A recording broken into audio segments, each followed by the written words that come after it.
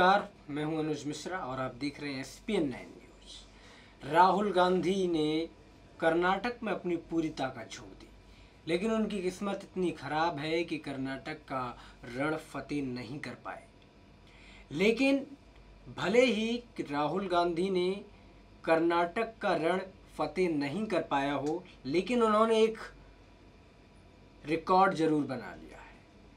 मैं आपको बता दूं कि राहुल गांधी ने कर्नाटक विधानसभा चुनाव में एक नया रिकॉर्ड बनाया है। वे कांग्रेस पार्टी के पहले अध्यक्ष हैं जो चुनाव प्रचार के लिए प्रदेश के सभी 30 जिलों में पहुंचे। और राहुल गांधी ने 27 अप्रैल को कोडागू जिले के गोनी कुप्पा पहुंचे थे। यानी कि आपको मैं बता दूं कि भले ही राहुल गांधी की किस्मत ख़राब हो और वो चुनाव नहीं जीते। हालांकि राहुल गांधी ने जब से अध्यक्ष बने हैं उनके लिए एक चुनौती थी कि गुजरात चुनाव जीत जाए, लेकिन उन्होंने गुजरात चुनाव तो नहीं जीता था, लेकिन बहुमत प्रतिशत में कहीं ना कहीं वो अव्वल नंबर पे उनकी पार्टी थी। और कांग्रेस में भी कहीं ना कहीं देखा जा रहा था कि अगर गुजरात में कांग्रेस बीजेपी को हरा देती तो यकीन मानिए कि फिर जो कांग्रेस राहुल गांधी यानी राजीव गांधी और इंदिरा गांधी की जो कांग्रेस थी वो फिर से वो कांग्रेस बन जाती। हालांकि अभी जो सबसे बड़ी पार्टी के तौर पर अगर देखा जा रहा है तो वो बीजेपी है, हिंदुस्तान की सबसे बड़ी पार्टी। लेकिन कांग्रेस को जिस तरीके से हाशिए पर रखा गया है हिंदुस्तान में, हालांकि अभी तक इतिहास में इतनी बुरी हालत कभी भी कांग्रेस की नहीं रही है। राजीव गांधी का कार्यकाल देख लीजिए, इंदिरा गांधी का कार्यकाल देख लीजिए, किसी के भी कार्यकाल में कांग्रेस की इतनी बुरी हालत कभी भी देखने को नहीं मिली है। मैं आपको बता दूं कि इतनी हालत ख़राब है कांग्रेस की कि किसी भी राज्य में उसकी हर राज्य, हिंदुस्तान के हर राज्य से छुट्टियां होती चली जा रही हैं। हालांकि पंजाब में है, लेकिन पंजाब में जिस तरीके से कहते हैं कि अगर आप जीत का परचम लहरा रहे हैं तो आपको एक चीज़ याद रखनी पड़ेगी कि अगर आपने कहीं भी थोड़ा लूज कर दिया अपने चुनाव को तो ये देखने को मिलता है कि कहीं ना कहीं आप मात खा जाते हैं। अब राहुल ने अपने कर्नाटक चुनाव प्रचार की शुरुआत बेल्लारी से करीब 100 दिन पहले की थी। वे राज्य के लगभग हर हिस्से में जा चुके हैं। वे तटों से पहाड़, उत्तर से दक्षिण तक हर इलाका माप चुके हैं। यही नहीं, वे प्रदेश के हर बड़े शहर, हर बड़े कस्बे का दौरा कर चुके हैं। कर्नाटक में उन्होंने ज़्यादातर सफ़र एक स्पेशल बस से किया और वे लोगों से आसानी से मिलते नजर आए।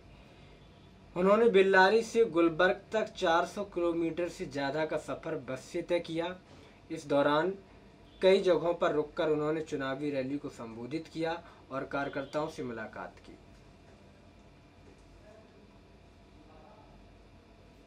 उनका पहला दौरा जो देखा जा रहा है कि वो सफल रहा, लेकिन पार्टी ने इसी फार्मूले पर बने रहने का फैसला किया। लेकिन राहुल गांधी ने शायद ज़मीनी स्तर पर जिस तरीके से मेहनत की, एक एक लोगों से जाके हर सीट पर मिले, हर सीट पर उनकी पहुंच बनी, लेकिन राहुल गांधी की असफलता के ऐसा इतिहास लिखा जा रहा है कि वो कई पीढ़ियों तक राजनीतिक इतिहास में बना रहेगा। अब तक 3500 किलोमीटर की यात्रा कर चुके हैं राहुल गांधी। आपको बता दूं कि राहुल ने फरवरी में लिंगायत बहुल मुंबई कर्नाटक क्षेत्र का दौरा किया। इस इलाके में 7 जिले आते हैं और ये सफ़र भी उन्होंने ज़्यादातर बस से ही तय किया था। वहीं कुछ एक मौके पर हेलीकॉप्टर का इस्तेमाल किया।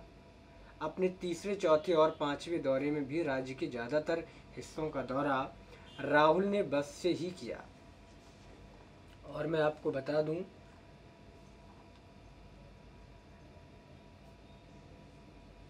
कर्नाटक के कांग्रेस कार्यकारी अध्यक्ष दिनेश गुंडू राव के मुताबिक राहुल गांधी अब तक राज्य में 3500 किलोमीटर की यात्रा कर चुके हैं और ऊर्जा से भरे हुए हैं। उन्होंने कहा कि वे पार्टी नेताओं और कार्यकर्ताओं को प्रेरित करते हैं। पिछले 3 महीने में राहुल ने जब भी राज्य में चुनाव प्रचार किया, हमें जनता से बेहतर प्रतिक्रिया मिली, लेकिन चुनाव क्यों नहीं जीत पाए? सवाल फिर यही आता है। अगर जनता ने प्रतिक्रिया आपको सही दी है, अच्छी दी है, तो क्या दिक्कत हुई कि आप चुनाव नहीं जीत पाए? कर्नाटक के पार्टी कार्यकर्ता कहते हैं कि 10 सालों में कोई भी कांग्रेस अध्यक्ष राज्य के इतने जिलों में नहीं पहुंचे। उनका दावा है कि किसी भी राजनीतिक पार्टी के अध्यक्ष के लिए प्रदेश के सभी जिलों का दौरा करना एक रिकॉर्ड है। कांग्रेस समर्थकों में राहुल गांधी का टेम्पल रन भी काफ़ी चर्चित हुआ है। कर्नाटक दौरे में उन्होंने 20 से ज़्यादा मंदिरों और मठों में मत्था टेका था। कांग्रेस के एक सीनियर लीडर ने कहा कि बीजेपी अफवाह फैला रही थी कि राहुल गांधी आलसी हैं, वे कड़ी मेहनत नहीं कर सकते, वे हिंदुओं का प्रतिनिधित्व नहीं करते और लेकिन गांधी ने सबको गलत साबित किया है। बीजेपी आरएसएस का झूठ सामने आ गया है। कर्नाटक में जनता राहुल गांधी को जो रिस्पांस दे रही है उससे वे डरे हुए हैं, लेकिन डरे होने की बात अब क्या होती है? अब तो रिजल्ट आ गया है। अब रिजल्ट में कांग्रेस बहुत बुरी मात खा रही है। कांग्रेस कर्नाटक में सबसे बड़ी पार्टी के तौर पर उभर कर आ गई है।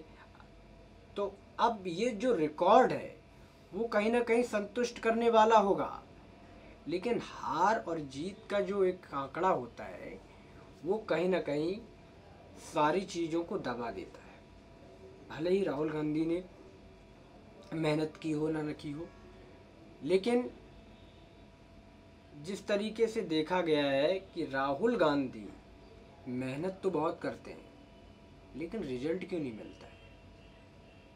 कहते हैं कि अगर आप स्मार्ट वर्क करते हैं या फिर आप मजदूरों की तरह लगे रहते हैं, लेकिन राहुल गांधी को स्मार्ट वर्क करना नहीं आता है और वो बीजेपी के लोग बहुत अच्छी तरीके से इस चीज़ में माहिर हैं। हालांकि सबसे ज़्यादा देखा जा रहा है राहुल गांधी और प्रधानमंत्री मोदी इस चीज़ में बहुत ज़्यादा माहिर हैं कि स्मार्ट वर्क कैसे करना है।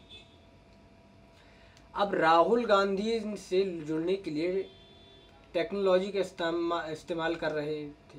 उनकी सभी रैलियों का ट्विटर, फेसबुक पर लाइव प्रसारण किया जा रहा था। रैलियों में कर्नाटक नेता उनके भाषणों का कन्नड़ में अनुवाद भी कर रहे थे। कन्नड़ एक्टिविस्ट और सॉफ्टवेयर प्रोफेशनल अरुण जवागल ने कहा है कि हमने बीजेपी और कांग्रेस को मजबूर किया कि वे ट्रांसलेटर का इस्तेमाल करें। पहले वे हमें हिंदी में भाषण देते थे, जिससे कर्नाटक के ज़्यादातर लोग समझ नहीं पाते थे। कांग्रेस को अब अपनी गलती का एहसास हुआ और राहुल गांधी के हर भाषण का कन्नड़ में अनुवाद होता है।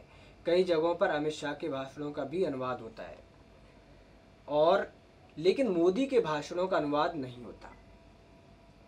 कांग्रेस अध्यक्ष ने हर जिले के ब्लॉक और जिला अध्यक्षों से भी मुलाकात की और चुनावी परिस्थितियों पर चर्चा की है।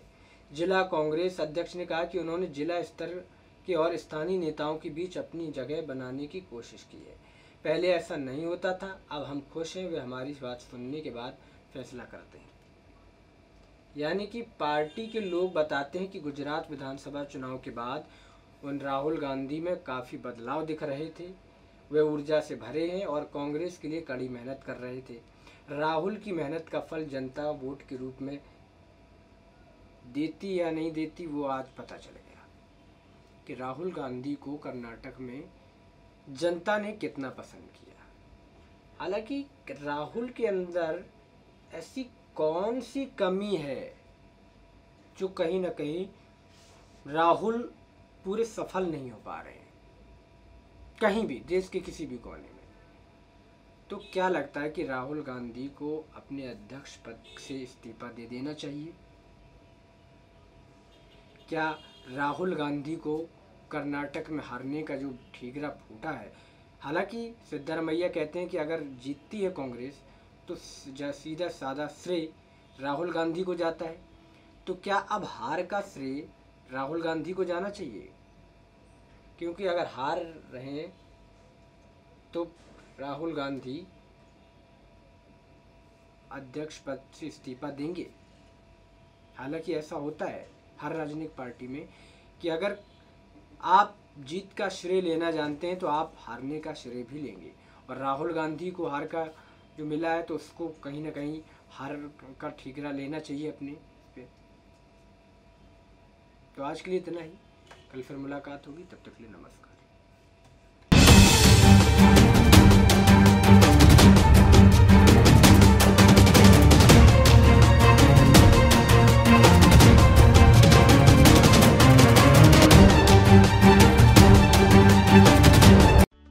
Subscribe and press the bell icon for latest update.